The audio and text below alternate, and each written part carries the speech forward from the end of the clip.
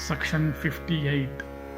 Vaisampayana said, Vidura then, thus commanded against his will by King Dhritarashtra, set out with the help of horses of high mettle, and endued with great speed and strength, and quiet and patient, for the abode of the wise sons of Pandu, possessed of great intelligence.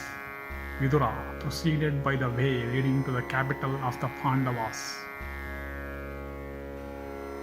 and having arrived at the city of King Yudhishthira, he entered it and proceeded towards the palace, worshipped by numberless Brahmanas.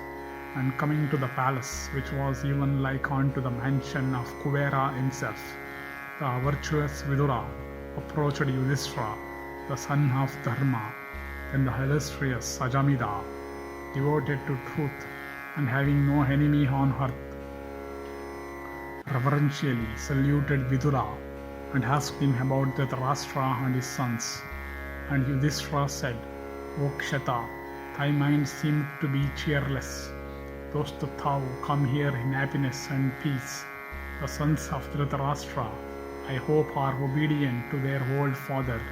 The people also, I hope, are obedient to Dhritarashtra's rule. Vidura said, the illustrious king with his sons is well and happy, and surrounded by his relatives. He reigned even like Indra himself. The king is happy with his sons, who are all obedient to him, and hath no grief. The illustrious monarch is bent on his own aggrandizement.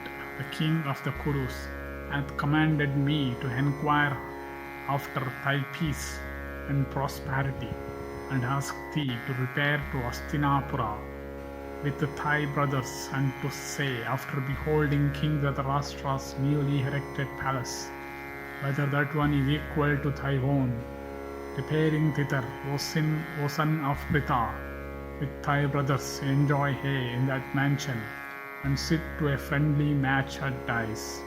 We shall be glad if thou goest, as the Kurus have already arrived there, and thou wilt see there those gamblers and cheats that the illustrious King Dhritarashtra hath already brought thither.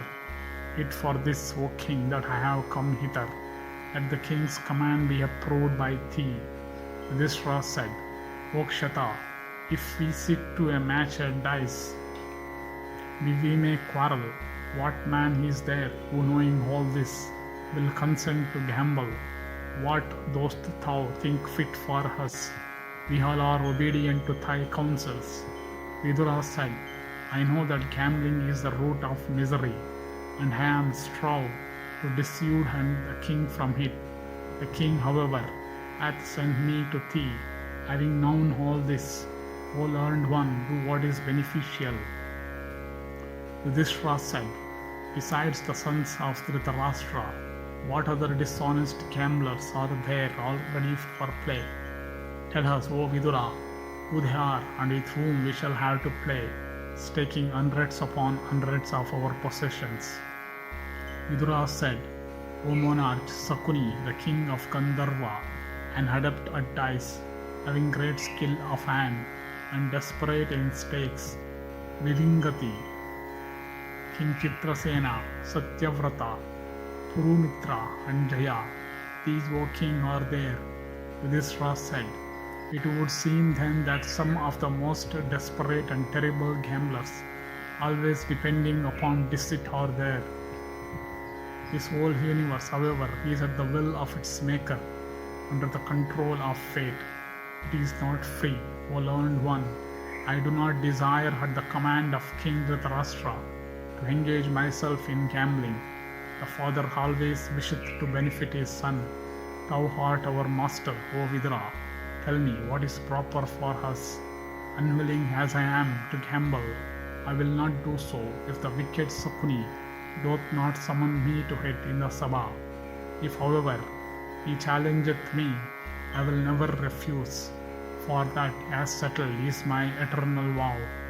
Vaisampayana continued, King Yudhishthira, just having said this unto Vidura, commanded that preparations for his journey might be made without loss of time. And the next day the king, accompanied by his relatives and attendants, and taking with him also the women of the household with Draupadi in their midst, set out for the capital of the Kurus, like some brilliant body falling before the eyes. Fate deprived us of reason, and man, tied as it were with a cord, submitteth to the sway of providence.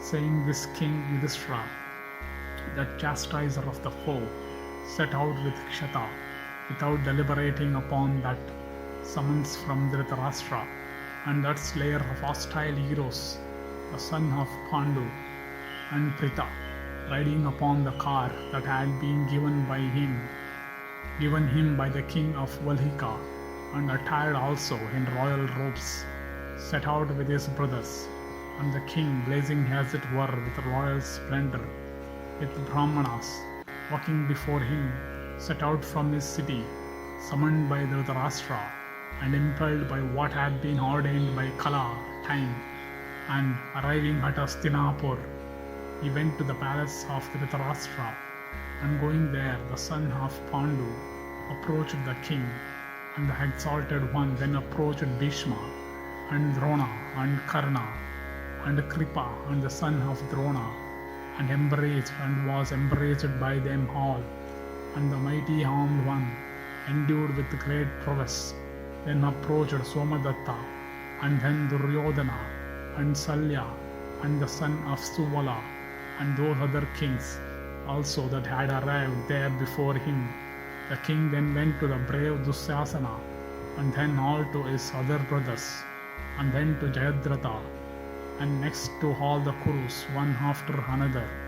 And the mighty armed one, then surrounded by all his brothers, entered the apartment of the wise king Dhritarashtra, and then Yudhishthira beheld the reverend Gandhari, ever obedient to our Lord, and surrounded by her daughters-in-law, like Rohini by the stars, and saluting Gandhari, and blessed by her in return. The king then beheld his old uncle, that illustrious monarch, whose wisdom was his high, King Dhritarashtra. Then, O monarch, smelt his head as also the heads of those 4 other princes of the Kuru race, viz. The sons of Pandu, with Bhimasena as their eldest. And O king, beholding the handsome Pandava, those tigers among men, all the Kurus, became exceedingly glad, and commanded by the king, the Pandavas then retired to the chambers allotted to them, and which were all furnished with jewels and gems. And when they had retired into the chambers, the women of Dhritarashtra's household, with Dussala taking the lead, visited them, and the daughters-in-law of Dhritarashtra, beholding the blazing and splendid beauty and prosperity of Yajnaseni, became cheerless and filled with jealousy.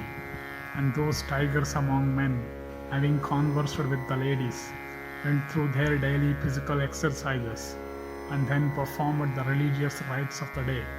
And having finished their daily devotions, they decked their persons with sandal paste of the most fragrant kind, and desiring to secure good luck and prosperity, they caused by gifts the Brahmanas to utter benedictions, and then eating food that was of the best taste, they retired to their chambers for the night. And those bulls among the Kurus then were put to sleep with music by handsome females, and obtaining from them what came in due succession, those subjugators of hostile towns passed with cheerful hearts that delightful night in the pleasure and sport, and waked by the bards with sweet music, they rose from their beds, and having passed the night thus in happiness, they rose at dawn, and having gone through the usual rites, they entered into the assembly house, and were saluted by those that were ready there for gambling. Thus ends the 58th section in the Dyuta Parva of the Sabha Parva.